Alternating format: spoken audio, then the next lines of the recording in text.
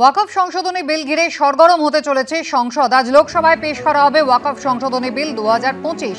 রাজ্যসভায় বিল পেশ হবে আগামীকাল। ওয়াকফ সংশোধনী বিল নিয়ে বেলা 12টা থেকে লোকসভায় শুরু হবে 8 ঘন্টার আলোচনা। সূত্রের খবর, প্রয়োজনে আলোচনা এবং বিতর্কের সময় আরও বাড়ানো হবে। ওয়াকফ সংশোধনী বিল পেশের আগে স্বস্তিতে রয়েছে বিজেপির শরিক নির্ভর জোট সরকার। TDP, JDU, Shiv Sena, LJP, Ram Vilas শাখার তরফে বিলের সমর্থনের কথা ঘোষণা করা হয়েছে।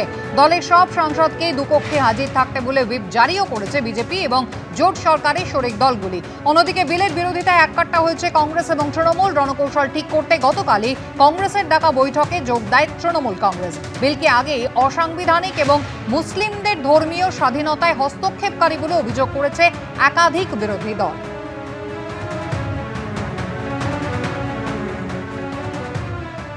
চৈত্রের হাঁসফাঁস গরমের মধ্যেই প্লাবন শঙ্কা। সুন্দরবনে নদী বাঁধে ভাঙন, আতঙ্কে উত্তর চব্বিশ পরগনার সন্দেশখালী 2 নম্বর ব্লকের বহু মানুষ।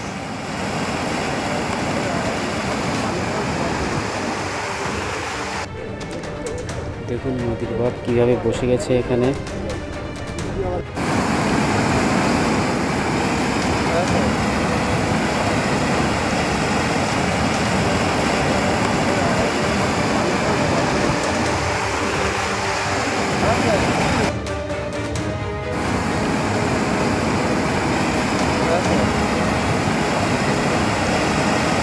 এখানে নদী বাঁধের অবস্থা প্রচন্ড খারাপ। যে কোনো সময় একটা বড় প্রাকৃতিক দুর্ঘটনা হতে পারে, নদী বাঁধ ভেঙে পড়তে পারে।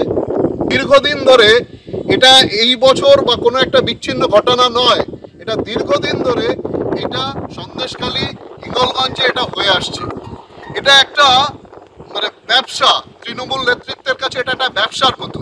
প্রত্যেকবার নদী বাঁধ সংস্কারের নাম করে প্রচুর টাকা কেন্দ্রের কাছ থেকে রাজ্যের মাধ্যমে এখানে আসে এবং সেই টাকাগুলো আত্মসাৎ হয়।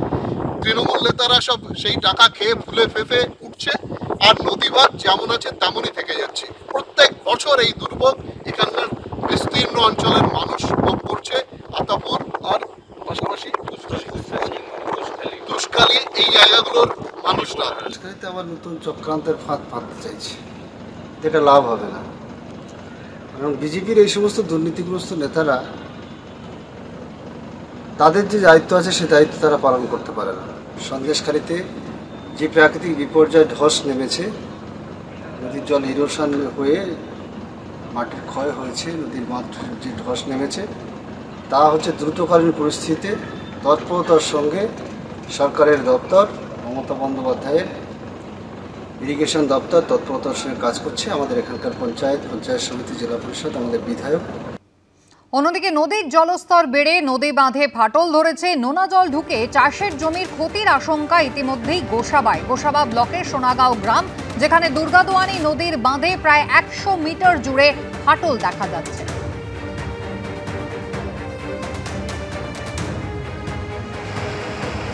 একদিকে সন্দেশখালী, যেখানে প্রায় 100 ফুট জুড়ে রায়মঙ্গল নদীর বাঁধ বসে গিয়েছে, হু হু করে গ্রামে জল ঢুকছে, আতঙ্কে রয়েছেন গ্রামের বাসিন্দারা। আর তার পাশাপাশি এই গোসাবা ব্লকের সোনাগাঁও গ্রাম, যেখানে দুর্গাদোয়ানি নদীর বাঁধ, সেখানেও কিন্তু প্রায় 100 মিটার জুড়ে ফাটল দেখা গিয়েছে। সাধারণ মানুষ আতঙ্কে দিন